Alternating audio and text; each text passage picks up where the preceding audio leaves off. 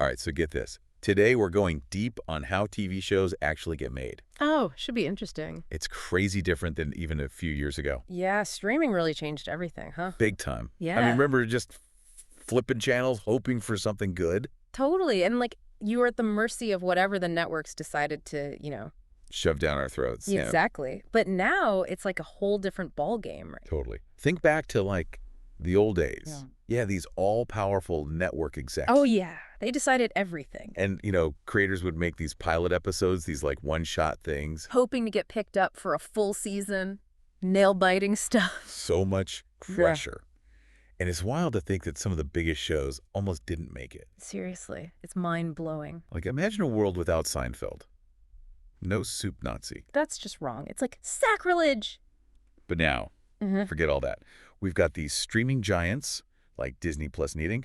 They're basically their own networks now, Yeah. pumping out whole universes of shows. Marvel, Star Wars. And they're greenlighting stuff left and right without even bothering with pilots. Exactly. Yeah. So to, like, break all this down, we've got our expert here Hey! who's seen this whole evolution unfold. Up close and personal, yeah. So let's get into it. What happens when, like, these studios have this much power? Is it a good thing? Is it bad? Well, it's definitely a double-edged sword. On the one hand, it's amazing for bringing these huge franchises to life. They've got the money, the built-in fans. They can go big, yeah. Exactly. Like, those Marvel series, they're massive. They just wouldn't have happened in the old system. Networks were too scared to take those kinds of risks. Right. And the scale of them, it's incredible. Totally. But, and here's the catch, this much power in the hands of a few studios, it could end up hurting originality. Oh, interesting. Like when everyone's obsessed with superheroes and spaceships and stuff. Are we missing out on the next big thing? That's the question, isn't it? Like, what if there's some brilliant, totally new idea out there, but nobody wants to take a chance on it because it doesn't have a built-in audience? That's the risk, for sure. And speaking of built-in audiences, did you hear they're making a Harry Potter series for Max? Oh, yeah. I mean, it makes sense, right? Everyone loves Harry Potter. Right. But it kind of proves the point, doesn't it? Studios are playing it safe, betting on sure things. But that brings us to another trend, right?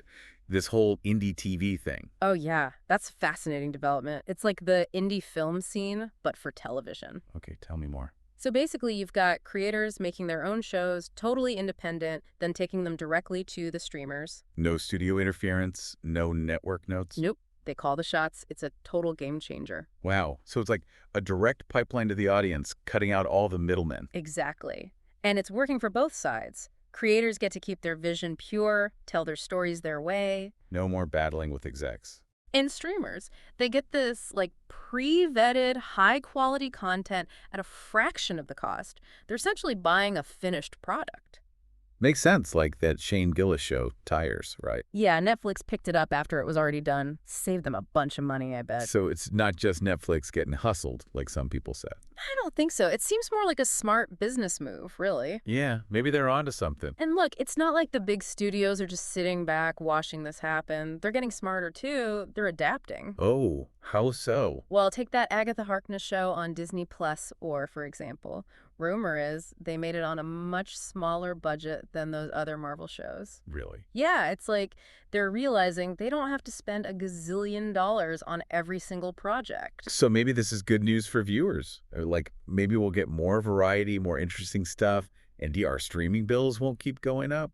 Possibly. It's a crazy time, that's for sure. Lots of change, lots of potential. It'll be interesting to see where it all goes. It's definitely a wild ride. And speaking of wild rides, It really is a crazy time for TV. Like, we're seeing this explosion of creativity, all these new ways of telling stories. so it's not just like who's making the shows, but how they're making them. Exactly. All those old rules, the 22-episode seasons, the predictable plots, The the... cliffhangers you see coming a mile away. Exactly. All that's starting to change. Streamers are way more willing to experiment, shorter seasons, anthologies, even interactive shows where the viewer gets to, like... Choose what happens next. Yeah, It's wild. that is wild. Like, you're stepping into a choose-your-own-adventure book, but it's on your TV. Right. And it's all about finding the right format for the story, you know? Yeah, it makes sense. Like, a huge epic, something like House of the Dragon, that probably needs a longer season to breathe. Exactly. But a character-driven comedy, that might work perfectly in, like, 6 half-hour episodes. Right. It's like instead of squeezing every show into the same box. They're building custom frames for each masterpiece. I like that. Okay, so this is all great for creators and for us, the viewers. But what about the studios? Are they just throwing stuff at the wall and seeing what sticks? Well, they're definitely experimenting, but it's not random. They're using a lot of data, you know? Data. Yeah, like they're tracking our viewing habits, what we watch, how much we watch. So they know what we like. Yeah, and what we're likely to like next. That's kind of creepy, but also kind of cool. It's both, for sure. It raises questions about how algorithms are shaping creative decisions, but it's not just about chasing trends either. They're also pushing boundaries, trying new things. Like, we're seeing a lot of big-name filmmakers coming over to TV now. Oh yeah, like David Fincher, Martin Scorsese. Exactly. They're making shows that are visually stunning, like mini-movies. Right. Shows like Mindhunter, The Irishman, they're almost like... Feature films broken up into episodes. Yeah. So is that a good thing? Does it even matter anymore, the difference between film and TV? That's the big question, isn't it? I mean, on the one hand, it's great for talent. It gives them more ways to reach an audience. More options, yeah. But on the other hand, it could lead to too much content, you know? Too much of a good thing. Maybe. But I think overall, it's a positive development. Yeah. It's pushing TV forward, making it bigger, more ambitious. Rare like art. Exactly. It's exciting to see what they come up with next.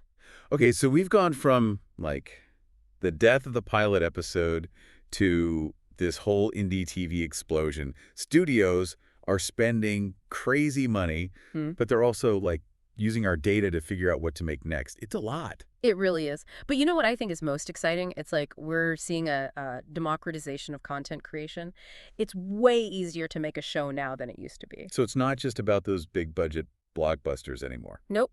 There's room for smaller, more personal stories, too. And those can be just as successful, right? Totally. I mean, some of the best shows in recent years, like Fleabag, Ted Lasso, they're all about character, about real emotions. And people love them. Exactly. It shows that audiences crave authenticity, you know? Yeah, we want to see real people, real stories. Right. It doesn't always have to be explosions and spaceships. So it's like the TV menu's just gotten way bigger, right?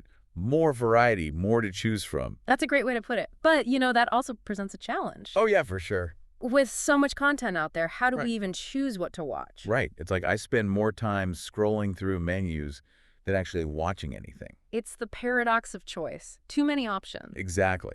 So what do we do? Well, I think it comes down to being more intentional, you know? Intentional. Yeah, like really thinking about what we want to watch, what kind of stories we want to support. Instead of just letting the algorithms decide for us. Exactly. We have more power than we realize. So it's like we need to be more aware of how the industry is changing and then make choices that align with, you know, what we believe in. That's a great way to put it. By being more informed and more selective, we can actually shape the future of TV. Wow, that's pretty powerful. It is. We're not just passive viewers anymore. We have a voice. So, okay, we've talked about a lot today, how the power has shifted in TV production, how studios are changing, how the shows themselves are evolving. Before we wrap up, I want to leave you with one last thought. Imagine you've got this amazing idea for a show. Knowing what we know now, how would you make it happen? Would you pitch it to a studio, try to get that big budget deal? Or would you go indie, keep control, and do it your own way? It's a tough choice, but it's a good problem to have, right? Thanks for joining us for this deep dive into the wild world of TV production.